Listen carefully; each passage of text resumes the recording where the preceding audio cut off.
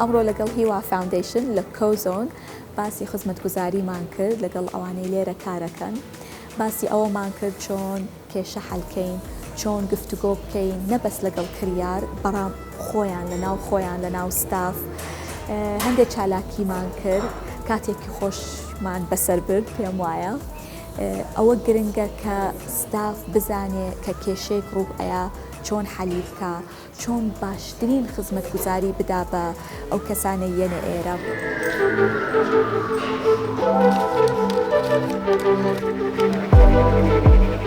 ئەمە وەکو ستافی کۆزۆن ئیمڕۆ خۆشحاڵ بووین بە هاتنتان وێرە.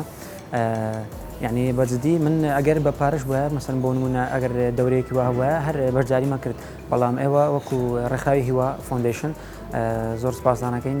من بەجددی زۆر شتی لێوە فێر بووم وەکو منۆکو سێرفس لە شێوازی پێشکردن و لە شێوازی قسەکردن و لە هەموو شتێک بە عام شتبردن و وەسفکردنی هەنێ لە ئەو شتانەی کە ئێمە دانین بۆ مشتری و بۆ کەرگارە بەڕێزەکانمان. من هیوادارم دووبارەش بێتەوە چونکە بەجددی ئیسفادەی هەیە بۆ من و لەوانێت گۆڕانکاری بکە لە ئیشەکەی منە کە جارێکی تر بەم شێوازە کە پێشتر ئیشم کردووە بەم شێوازە ئیش نەکەم و یان شێوازەکەم بگۆڕم بە پێی ئەو دەورەی کە ئیمڕۆ پێم وتراوە.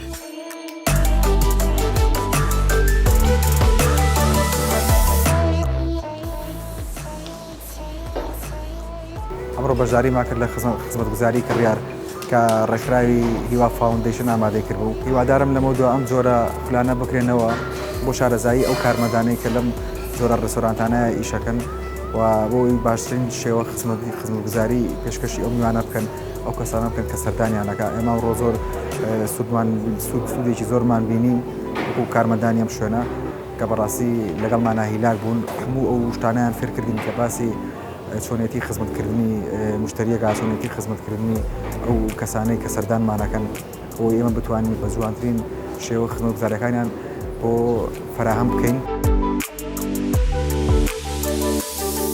ئەمڕۆ یەکێک لە چالاکیان کە هەستم کرد بەشداربان زۆر حەزیان لێ بوو، لەزەتیان لێوەرگرت ئەوە بوو کە چالاکی پەتەکە. فکرەی ئەوە چییە کە ئەم پەتە وەکو کێشەیەکە ئیتر ها وەکو چالنجێک سەیریان کرد، بەڵام دوای ئەوە دوای چالاکێکە تقریباً 20 دقەمان پێچ و دانیشتنەوە گفتوگۆیەکمان کرد لەسەری مەسیجەکان ئەوە بوو باسی گفتوگۆمان کرد، باسی کۆمیونیکیشن، باسی ئەومان کرد کە تۆ کێشەیەک هەیە چۆن حەلی بکەیت. هەمووی ڕەبتمان کرد لەگەڵ چالاکی پەتەکە.